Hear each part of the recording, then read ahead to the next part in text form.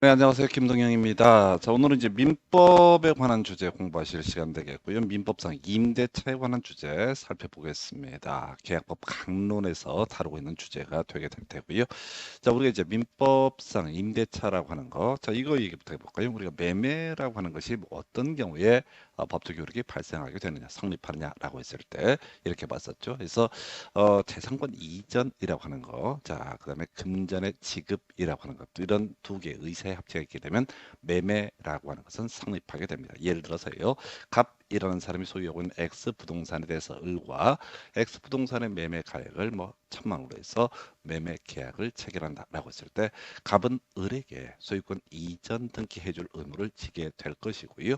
을은요, 바로 갑에게 매매 대금을 지급할 의무가 발생하게 된다. 이걸 우리가 이제 매매 효력이라고 부르게 됩니다. 그래서 매매 계약이 성립됐다라고 해서 바로 을에게 소유권이 넘어가는 것은 아니고, 자, 갑에서 을로의 소유권 이전 등기라고 하는 것이 이루어져야지 을은 소유권을 온전하게 취득할 수 있다. 자, 그러면 갑 소유 X 부동산과 을 소유의 Y 부동산이라고 하는 것을 교환 계약을 체결한다라고 했을 때 매매 계약에 있어서는 재산권 이전에 대응해서 매매 대금의 지급이라고 하는 것이 일반 당사자의 의무인데 비해서 교환 계약이라고 하는 것은, 자, 금전 외 재산권 간의 상호 교환을 목적으로 하는 계약이 되는 겁니다. 그래서 갑이라고 하는 사람은 X 부동산의 등기를 을에게 넘겨줘야 되고요. 을은 Y 부동산의 등기를 갑에게 넘겨줄 의무가 발생한다. 이렇게 가는 거예요. 자, 그런데 지금 오늘 공부하게 될 임대차라고 하는 것은 이런 논리 구조죠.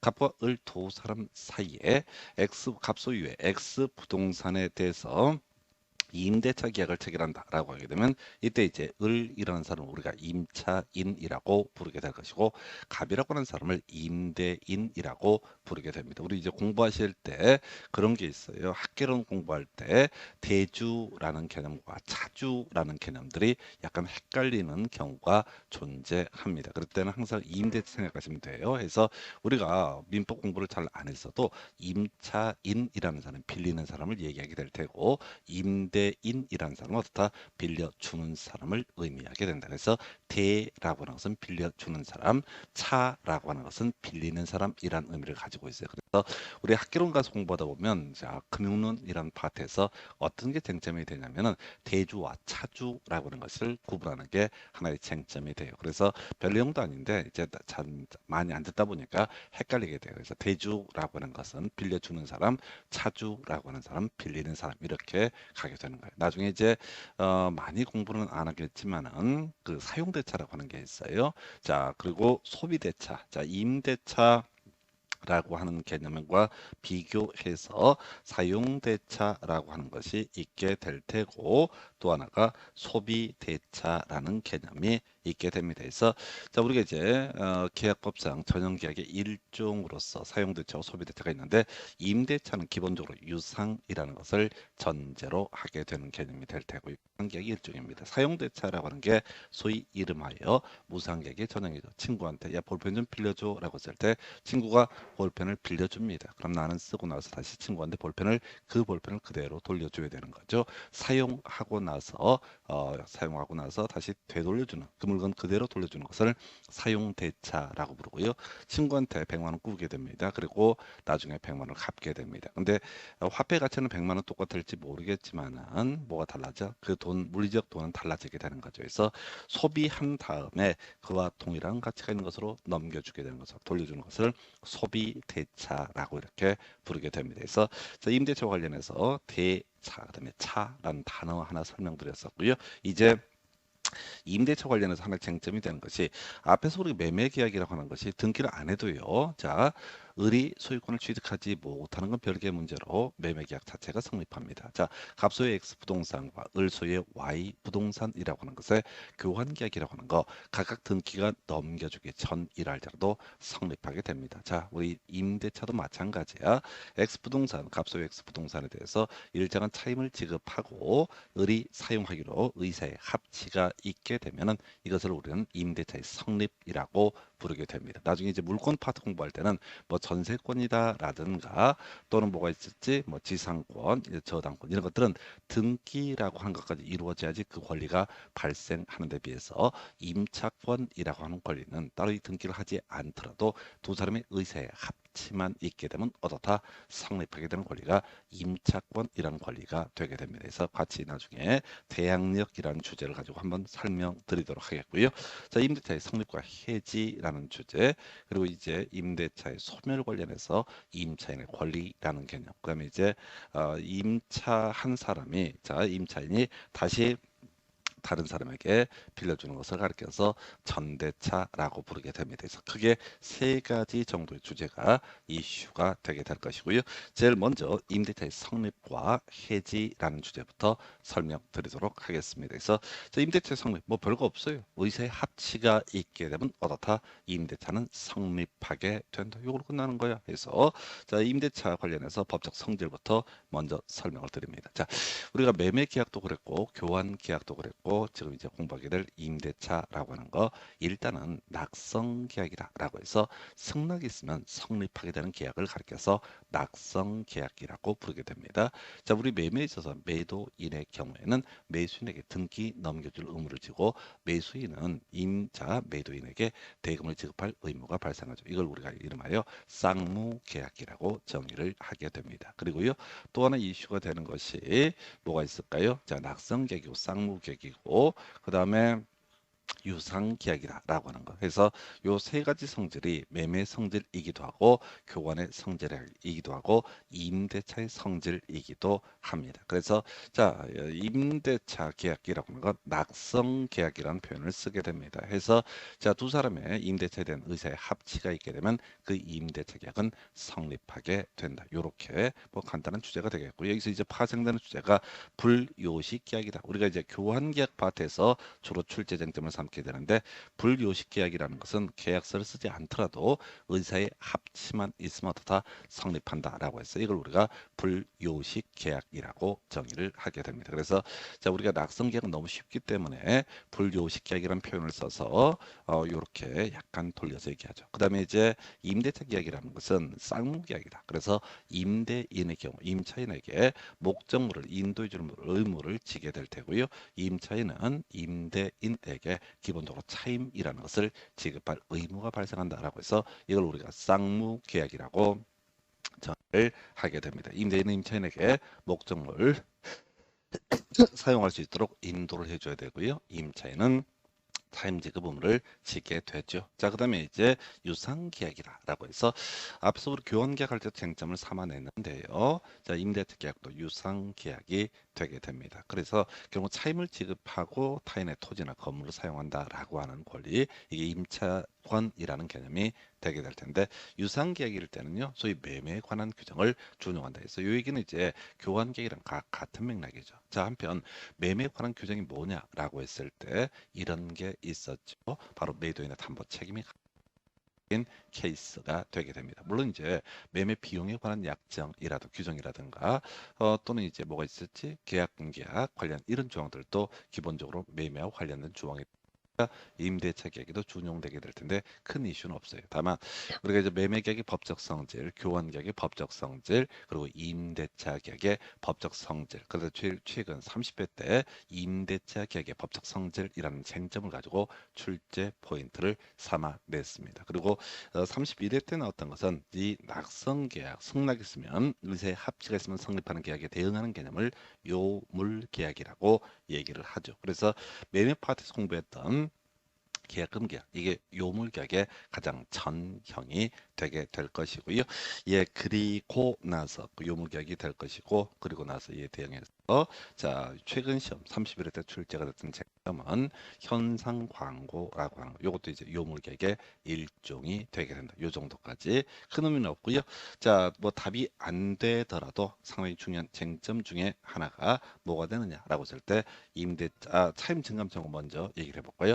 31회 때 지문에 구성이 됐고 뭐 답과는 관련이 없습니다. 그래서 증액 청구 또는 감액 청구 통칭하여 증감 청구라고 부르게 됩니다. 그래서 임대차가 성립했습니다. 의사의 합 자, 그런데 이 차임이 정상적이지 않다 해서 임대물에 관한 공과 부담의 증감, 자, 공과금에 관한 증감이 발생한다. 또는 이제 경제성 변동으로 인해서 약정한 차임이 상당하지 아니하게 된 때 당사자 장래에 대해서 차임의 증감을 청구할 수 있다라고 하는 거예요. 물론 이제 나중에 주요하게 이슈가 되는 것이 우리 주택임대차보호법, 상가건물 임대차보호법이라고 하는 법에서는 이 민법상 임대차라는 개념의 특별법으로서 특히 증액 청구 관련해서 5% 제한 룰이라고 하는 것을 나중에 공부를 하시게 됩니다. 그런데 실무적으로는 뭐 나름대로 의미가 있지만은 시험과는 큰 관련은 없어요. 어찌됐든 간에 차임 증감 청구라는 조항이 존재한다. 큰 의미였고요. 자, 이슈가 이제 될 것이 바로 대항력 하는 거. 자, 요거는 이제 우리가 지상권, 그다음에 이제 전세권이라는 개념과 비교해서 자, 우리가 이제 지상권이라고 하는 것은 타인의 토지를 이용할 수 있는 권리, 땅지자를 쓰는 거고요. 전세권은요, 부동산이라고 정의를 합니다. 그래서 토지가 될 수도 있겠고요, 건물이 될 수도 있습니다. 근데 우리 이제 공부를 해 가실 때는 토지 관련해서는 지상권이라는 개념과 같이 비교해서 기억을 해야 되고요. 건물 관련해서는 건물 전세권하고 건물 임대차 두 가지를 비교해서 기억을 해야 됩니다. 자, 우리가 이제 공부하는 과정에서 민법 파트 제일 힘든 것 중에 하나가 대항력이라는 단어의 대항력, 대항할 수 있다라고 하는 거. 자, 우리 제 3자 계약 뭐 이런 거 얘기할 때 대항할 수 있다 이런 표현을 쓰게 됩니다. 대항력이라는 것은 세상의 모든 사람에게 주장할 수 있는 권리 이런 개념을 가리켜서 대항력이라고 얘기를 하게 됩니다. 우리 이런 경우 볼까요? 갑소유 X 부동산에 대해서 을과 매매 계약이 체결이 되게 됩니다. 자, 그래서 이 갑소유 X 부동산에서 을과 매매 계약이 체결됐을 때 만약에 갑이 등기를 넘겨주기 전에 병이란 사람에게 소유권 이전 등기를 해주게 된다라고 한번 전제를 해보겠습니다. 자, 매매 계약이라고 하는 것은 두 사람 사이에서는 유효한 것이죠. 그래서 갑은 을에게 등기 넘겨줄 의무를 질 테고 을은 갑에게 대금을 지급할 의무가 발생하게 됩니다. 자, 그런데 지금 을이 뭐 대금을 지급을 했다 또는 안 했다 뭐 상관없이 갑이 소위 우리 반사적 법률행위 공부할 때 공부했던 이중매매라고 해서 병한테 팔아버렸다라고 하고 그리고 등기까지 병에게 넘겨줘 버렸다. 자, 근데 아까 을이라고 하는 사람은 갑에게 소유권 이전 등기를 주장할 권리가 있습니다. 그런데 소유자가 바뀌었을 때 병한테는 소유권 이전 등기를 주장할 수 없습니다. 매매라고 하는 것은 당사자 사이에서는 유효하지만 제3자에 대해서는 자신의 권리를 주장하는 것은 원칙적으로 허용되지 않게 됩니다. 물론 이제 병이라는 사람이 이중매매 적극 가담을 했을 때 반사회적 법률행위라고 해서 병의 등기 자체가 있다 할지라도 무효가 되기 때문에 이때는 별개 문제를 하고요. 일반적으로 이중매매 등에 있어서는 누구야? 자, 제3자에게는 을이 뭐 등기를 병한테 달라고 주장할 권리는 없다라고 할 것. 자, 이게 이제 매매도 대항력이 기본적으로 없죠. 그다음에 교환도 마찬가지가 될 거예요.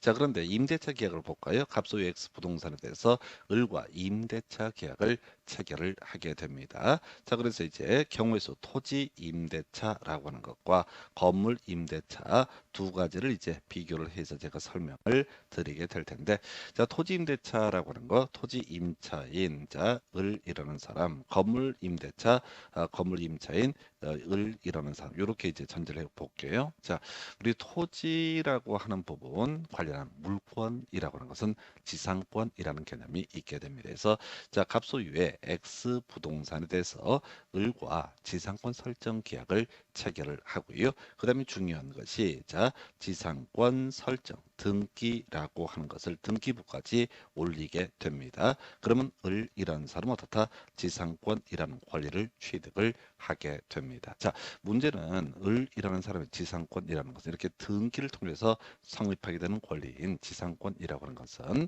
물권에 해당이 됩니다. 나중에 물권 파트에서 공부를 하게 될 텐데 그래서 갑이 만약에 이렇게 지상권 설정 등기가 된 상태에서 병이라는 사람에게 소유권 이전 등기를 해주게 되면 을이라는 지상권자, 이 사람 물권이기 때문에 누구한테 병이라는 사람에게 지상권을 주장할 수 있습니다. 계속 이용할 권리가 있게 되는 거예요. 자, 그런데 토지 임대차라고 하는 개념에서 갑과 을 사이에 만약에 임대차 계약이 성립했다. 그런데 갑이라는 사람이 이 문제 임차 목적물을 누구한테 병이라는 사람에게 소유권 이전 등기 팔아버리게 됩니다. 그리고 등기까지 넘겨주게 됩니다. 그러면 임차인이라고 하는 사람은 바뀐 소유자에게 임차권을 주장할 수 있을 것이냐라고 했을 때 원칙적으로 임차권 주장할 수 없습니다. 임차권은요 채권이기 때문에 특정인 자기와 계약을 체결한 갑에 대해서만 주장을 할 수가 있게 됩니다. 다시요, 물권, 지상권이라고 하는 물권은요,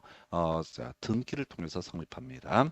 둘이서 백날 지상권 설정 계약을 체결했다고 해서 지상권이 성립하는 것은 절대 아닙니다. 결국은 지상권 설정 등기가 있어야 돼. 이에 대해서 임차권이라고 하는 이 권리는 자, 갑과 사이 두 사람 사이에 의사의 합치만 있으면 임차권이라는 권리가 발생하게 됩니다. 그래서 이게 이제 등기를 하는 경우도 있고 안 하는 경우도 있는데 만약에 등기를 하게 되면은 마치 물권처럼 취급을 합니다. 그래서 바뀐 소유자에게 임차권을 주장을 할 수가 있습니다. 이걸 이름하여 뭐라 부른다? 대항력이라고 부르게 됩니다. 다시 갑시다. 지상권이라고 하는 건 토지 관련해서 지상권 설정 계약과 지상권 설정 등기라고 하는 것이 있을 때 지상권은 성립하게 돼요. 그래서 만약에 을이라는 사람이 지상권 설정 계약을 통해서 설정 등기가 돼서 지상권을 취득을 하게 된다라고 전제가 되게 되면은 이들은 어떤 문제가 발생한다고요? 소유자가 바뀌더라도 바뀐 소유자의 지상권이라는 권리를 주장할 수 있습니다. 그러면 소유자 바뀌었다고 해서 병이라는 사람이 내가 이 땅을 샀으니까 을 꺼져라고 주장을 할 수가 없습니다. 자, 그런데 임차권 같은 경우는요, 임차권 등기를 하지 않고 성립한 임차권이다라고 했을 때 임차인을은 임대차 기간 중에는 누구한테 갑에 대해서 임차권을 주장할 수 있습니다. 자, 근데 만약에 병이라고 하는 사람에게 소유권이 넘어갔다. 그러면 바뀐 소유자에게 임차인, 자 등기를 하지 아니한 임차권자 을이라는 사람은 병에게 임차권을 주장할 수 없습니다. 이게 이제 물권과 채권의 차이예요. 그런데 만약에 임차권 등기라고 하는 것을 여기다가 임차권 등기를 만약에 했다라고 한다면 자, 이 부동산을 사는 병의 입장에서는 아, 여기 임차인이 있구나라고 하는 것이 외부에 공시가 됐기 때문에 소위 을이라는 사람 병에 대해서 대항력이라는 것을 갖게 됩니다. 그래서 바뀐 소유자에 대해서도 뭘 주장할 수 있다? 임차권을 주장할 수 있다. 이 개념을 정확히 잡으셔야 돼. 이게 이제 나중에 지금 전세권 얘기도 또 같이 하게 될 텐데 수험생들이 이 개념을 못 잡아. 다시요. 임차권은 등기 안 해도 성립한다. 다만 등기를 안 한 상태에서는 바뀐 소유자에게는 임차권을 주장할 수 없다라고 이렇게 해석을 해야 될 것이고요. 한편 자, 우리 지상권 같은 경우는 지상권 설정 계약만 가지고 성립하는 권리가 아니라 지상권 설정 등기라고 하는 것을 해야지 어떻다? 지상권은 성립하게 된다. 한편 지상권 설정 등기를 통해서 지상권을 가지고 있는 을이라는 사람은 바뀐 소유자에게 이미 이 땅을 사는 사람은 이 토지 위에 지상권이 있다는 사실을 알고 있거든. 그러니까 당연히 이 지상권자에게 대항할 수 없다라고 해서 또는 을이라는 지상권자는 바뀐 소유자에게 지상권으로 대항할 수 있다. 이렇게 가게 됩니다. 자, 그래서 원래 임대차라고 하는 것은 등기를 하지 않아 성립하는 낙성 계약에 해당이 되게 됩니다. 자, 그런데 이 임대차 관련해서 등기라는 것을 하게 되면 제3자에 대해서도 임차권을 주장을 할 수가 있다. 이걸 이름하여 대항력이라고 해석을 하게 됩니다. 자, 얘기 나온 김에 전세권 얘기 같이 한번 비교해 볼까요? 건물 전세권을 갖고 설명을 드리겠습니다. 갑소유 X 건물에 대해서 을이라는 사람이 건물 전세권을 가지고 있다. 우리 전세권 공부 안 하셨어요? 그래도 알아야 돼. 자, 이 전세권이라는 것은 세 가지 조건을 갖춰야 됩니다. 전세금의 교부, 그다음에 전세권 설정 계약과 전세권 설정 등기라고 하는 것을 하게 되면 을이라는 건물 전세권자에게는 전세권이 발생하게 됩니다. 그래서 갑이 이 문제의 부동산을 병이라는 사람에게 팔았다라고 할지라도 건물 전세권자는 바뀐 소유자에게 뭘 주장할 수 있다? 바로 전세권을 주장을 할 수 있습니다. 왜? 이유 자체가 바로 이 을의 건물 전세권은 전세권 설정 등기라고 하는 것을 통해서 성립되기 때문에 자, 그런데 건물 임대차 예를 들어볼까요? 갑소유 X 건물에 대해서 을이라는 사람과 임대차 계약을 체결을 하게 된다. 그래서 을이라는 사람이 임차인이라고 전제를 해 보겠습니다. 자, 근데 등기를 만약에 안 했다라고 했을 때, 자, 등기를 안 했어도 기존 임대차 계약을 체결한 갑에게는 이 을이라는 사람이 임차권을 주장할 수 있다. 요렇게 뼈대를 잡게 돼요. 자, 그런데 문제는 뭐냐면 만약에 갑이라는 사람이 병에게 이 문제 소유권을 넘기게 되면 바뀐 소유자에게 을이라는 임차인은 임차권 주장할 수 없고 꺼져 주셔야 됩니다. 다만 이미 지적해드린 것처럼 임차권 등기를 하게 되면 제3자에 대해서 효력이 생긴다라는 명제를 쓰고 있죠. 소위 대항력이라는 것이 인정돼서 바뀐 소유자에게도 뭘 주장할 수 있다? 임차권이라는 것을 주장할 수 있다. 그래서 여러분들은 지금 이제 지상권이라는 개념과 전세권, 임차권의 개념을 정리해 봤는데 일단은 일단 지상권, 전세권은 등기란 요식행위가 있어야만이 성립하는 권리인데 비해서 채권인 임차권이라고 하는 것은 등기라는 게 없어도 다 성립한다. 다만 이게 대항력이라고 해서 제3자에게도 임차권을 주장하기 위해서는 바로 임대차 등기, 임차권 등기라는 것을 하게 되면은 제3자에 대해서 임차권을 주장할 수 있다. 이렇게 해석을 하게 됩니다. 그래서 이게 이제 하나의 기본 틀이 돼요. 너무 쉬운 얘기죠. 지금 처음 공부하실 때 이게 상당히 버거울 수 있는데 등기가 꼭 있어야만 성립하는 게 지상권, 건물, 전세권 이에 대응해서 등기 없어도 성립하는 것이 임차권이 되게 된다. 대신 임차권 등기를 혹시 하게 되면 마치 지상권, 전세권처럼 제3자에 대해서도 그 임차권을 주장할 수 있게 됩니다. 자, 이건 너무 기초적인 개념이야. 물권과 채권의 차이에 관한 부분을 설명을 드렸고요. 이 파트에서 아주 어렵게 출제가 됐을 때 출제 쟁점 바로 건물에 관한 보존 등기라는 개념이 있게 됩니다. 자, 갑 소유의 X 토지에 대해서 을이라는 사람과 토지에 관한 임대차 계약을 체결하게 됩니다. 그래서 을이라는 사람을 우리가 토지의 임차인이라고 전제를 하게 됩니다. 참고적으로 을이라는 임차인은 이 무문제의 토지에 대해서 임차권 등기를 한 적이 없습니다. 그러면 이제 소유자가 바뀌었을 때 계속 반복된 얘기인데 소유자가 바뀌면 바뀐 소유자에게 임차권 주장할 수 없어야 함이 일반적인 원칙이 되겠습니다. 근데 말이죠. 만약에 토지 임차권 등기를 하지 않았다라고 할지라도 이 을이라는 사람이 이 토지 위에 Y 건물을 지어서 이 소유권이 내 것이다라고 하는 것을 외부에 공표하는 거 소유권 보존 등기라고 하는 것을 하게 되면은 이 문제의 토지 위에 뭐 이제 갑소유 X 토지를 구입하고자 매수하고자 하는 사람 입장에서는 토지 등기부만 떼보지는 않거든요. 건물 등기부도 떼볼 거예요. 여기에 을명의 소유권 보존 등기가 돼 있게 되면 이 토지를 을이 이용할 권리가 있나 보다라고 생각을 할 수가 있습니다. 그래서 건물 임차권 관련해서 건물 소유를 목적으로 한 토지 임대차, 토지 임차권이죠. 등기하지 아니한 경우라고 할지라도 임차인이 그 지상 건물에 대해서 등기한대. 이 등기라는 건 등기법 파트 공부하게 되는 바로 건물에 관한 소유권 보존 등기를 의미하게 됩니다. 그때는 제3자에 대해서 임대차의 효력이 생긴다라고 해서 이게 이제 소위 이름하여 대항력. 그래서 시험용으로는요. 자, 여러분이 사실 꼭 알아야 되는 것은 임차권 등기하게 되면은 제3자에 대해서 효력, 즉 대항력이 발생한다. 이렇게 봐야 될 것이고요. 자, 근데 그 안에도 성립 자체는 하게 된다. 근데 등기를 안 했을 때는 제3자에 대해서 권리를 주장할 수 없다. 근데 제일 어려운 게 토지 임대차에서 토지 임차인이 그 임차권 등기를 안 했다 할지라도 건물에 관한 소유권 보존 등기를 하게 되면 이때는 제3자가 이 토지를 사용할 권능이 을이라는 사람에게 있구나라고 알 수가 있기 때문에 제3자에 대해서도 이 임차권 주장을 할 수가 있게 됩니다. 그래서 이 중에서는 건물에 관한 보존 등기가 가장 중요하고요. 출제 빈도와 관련해서는 역시 낙성계약, 쌍무계약, 유상계약이라고 하는 임대차의 법적 성질 이런 것들이 하나의 논의의 쟁점이 되게 됩니다. 자, 이렇게 하나 보셨고요. 임대차의 소멸, 해지 등에 관한 쟁점 보도록 합니다.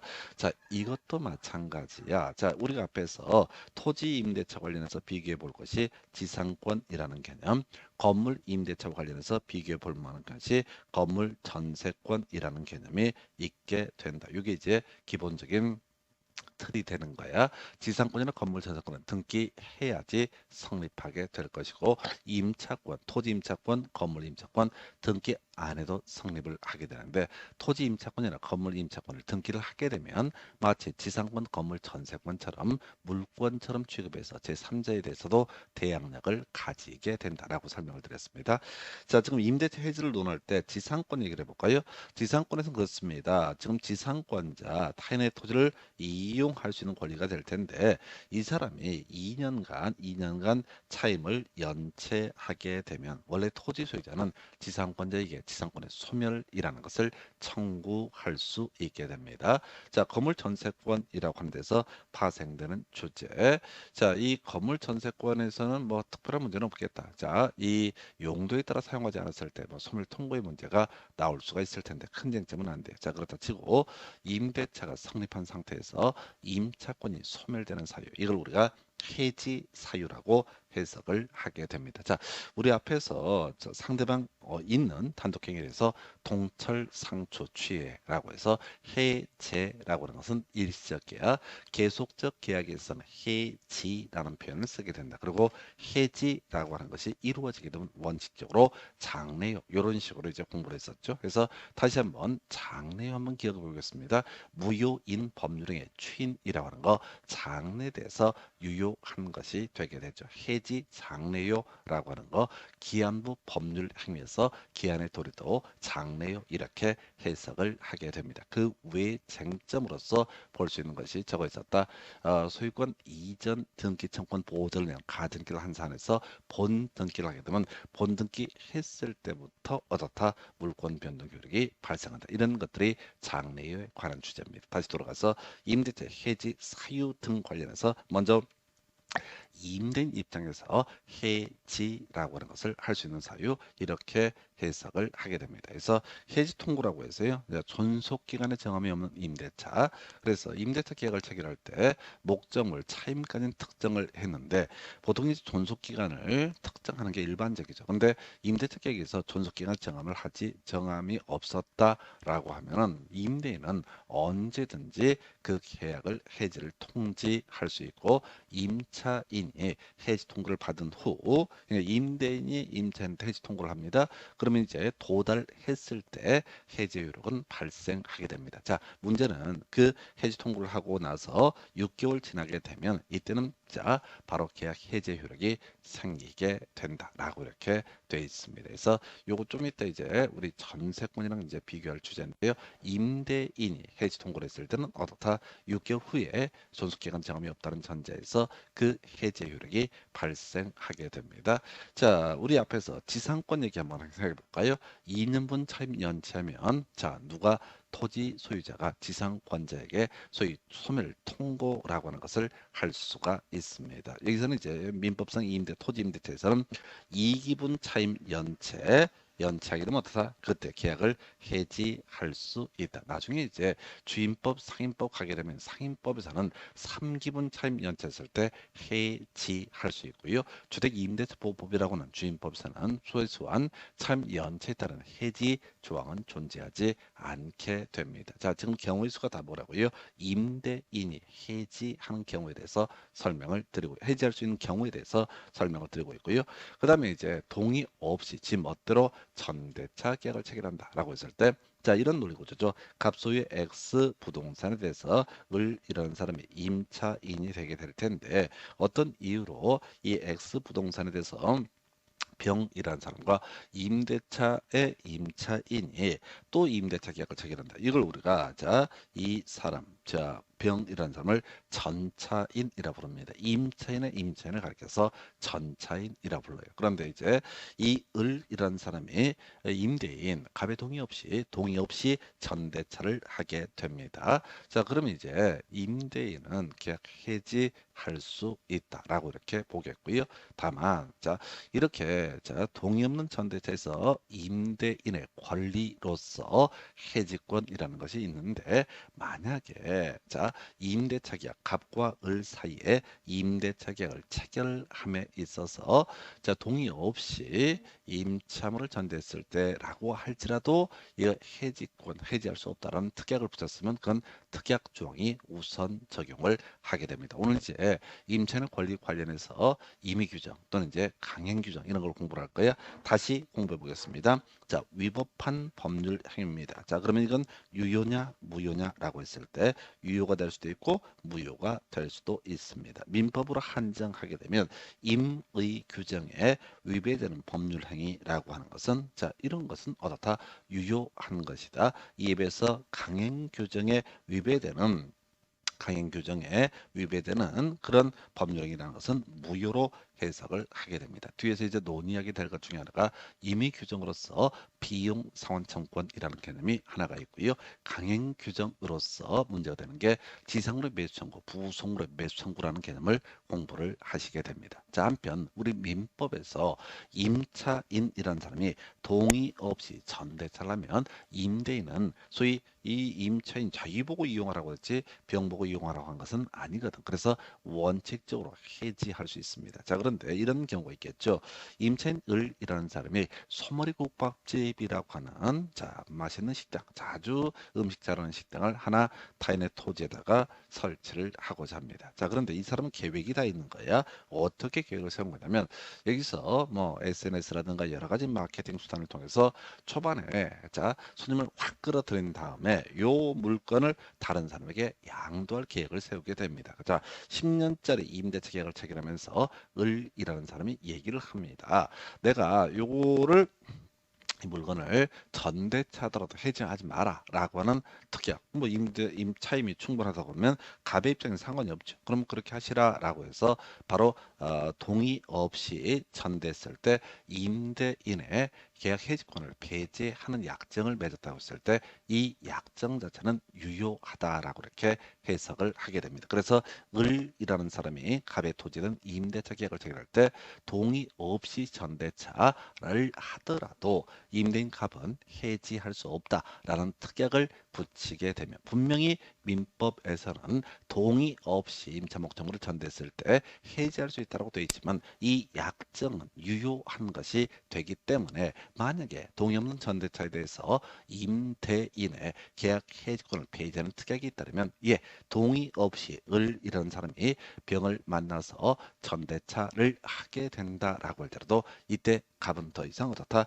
해지권을 행사할 수 없다라고 해서 임대차의 해지 사유 관련해서 자, 총 세 가지죠. 바로 첫 번째 존속 기간에 정함이 없는 임대차라고 했을 때 임대는 언제든지 해지할 수 있고요. 6개월 지나면 계약 해지 효력이 발생하게 됩니다. 한편 민법상 토지 임대차에서 임차인이 이기분 차임을 연체하게 되면 임대인은 계약을 해지할 수 있다. 이기분 차임이라고 하는 것은 만약에 월세가 50만 원이다라고 했는데 연체한 기간이 중요한 게 아니야. 총액이 만약에 200을 넘어섰다. 200이다. 이기분 액수에 이른다는 얘기는 200이다라고 하면은 한 달 뭐 자, 세 달 연체하고 한 달 주고 한 달 줬다 주고 다시 한 달 연체하게 되면 총 4기분 차임을 연체하잖아요. 자, 이때 50만 원이니까 100만 원이 되겠구나. 이 기분 차임을 연체하게 되면 이때는 어떻다 임대인 해지할 수 있다. 그리고 동의 없는 전대차에서 이거 다시 공부하십니다. 원칙적으로 해지할 수 있지만은 만약에 이렇게 해지권을 폐지하는 특약을 맺게 되면 이때 임대인은 더 이상 해지할 수 없다라고 할까 해서 임대인의 입장에서 해지 가능한 사유 총 세 가지 지금 설명드리게 되는 내용은 임대차 자체에서는 그렇게 중요한 이슈가 되지 않을 거예요. 그런데 나중에 전세권이라든가 또는 이제 지상권이라는 주제와 같이 연결 연계가 되기 때문에 나중에 지상권 전세권 할 때 항상 제가 설명을 드릴 거예요. 지금은 자 임대차만 공부를 정확히 해 두면 됩니다. 자 한편 임대차 계약이 성립했음에도 불구하고 임차인이라는 사람이 뭘 할 수 있다? 해지라는 것을 갈 수가 있다. 해서 자 이게 존속 기간의 약정이 없는 임대차에서 임차인 언제든지 계약 해지를 통지할 수 있고 해지 통보가 있으면 자 이때 얼마 1개월 지났을 때 해지 효력이 발생한다. 비교하게 되면 자 우리 존속 기간의 약정이 없는 임대차에서 임대인도 임차인도 뭐라고 할 수 있다? 해지할 수 있다. 근데 임대인이 해지하게 되면 6개월 후에 효력이 발생하고요. 임차인이 해지 통보를 하게 되면 3개월 후에 1개월 후에 그 효력이 발생하게 된다라고 하는 거. 나중에 이제 건물 전세권에서는 66이라고 하는 것을 공부를 하게 될 거고요. 그다음에 토지 임대차는 6일이라고 하는 것이 하나의 이슈가 되게 될 테고 그 다음에 세 번째 나중에 주택임대차보호법 상가건물 임대차보호법 관련해서 상임법에서는 3기분 차임을 연체하게 되면 해지할 수 있다. 뭐 이런 주제와 같이 연계가 되는데 하여튼 66에 자 여기서는 상임법 주임법에서는 존속기간의 정함이 없는 임대차에서 임차인만 해지 통고를 할 수 있고요. 3개월 후에 효력이 발생합니다. 그래서 나중에 전세권, 육류 자 요런 게 있어요. 존속기간의 정함이 없는 전세권에서 전세권 설정자, 부동산 소유자와 전세권자 각각 바로 소멸을 통고할 수 있습니다. 그러면 이제 각 6개월 지났을 때 효력이 발생할 테고 토지 임대차에서는 6일이라고 하는 거, 그 다음에 주임법 상임법에서는 임차인만 해지할 수 있고 3개월 후에 효력이 발생한다. 그래서 나중에 외울 때 66에 6일에 x의 3이라고 해서 앞쪽은 자 전세권 설정자 또는 부동산 소유자, 뒤에는 전세권자, 앞쪽은 토지 임대인, 뒤쪽은 토지 임차인. x의 3이라는 것은 존속기간의 정함이 없는 임대차에서 임대인은 해지할 수 없습니다. 다만 임차인은 해지할 수 있고요. 3개월 후에 효력이 발생하게 된다. 이 정도가 임대차의 성립과 해지라는 주제이고요. 자, 동의 없는 전대차등은 다시 우리가 지적을 해드리게 될 겁니다. 그래서 자 이렇게 해서 임대차의 성립 그리고 해지 소멸에 관한 주제 설명을 드렸습니다. 잠시 끊었다가요. 임차인의 권리라고 하는 주제 하나하나 비교를 해보도록 하겠습니다.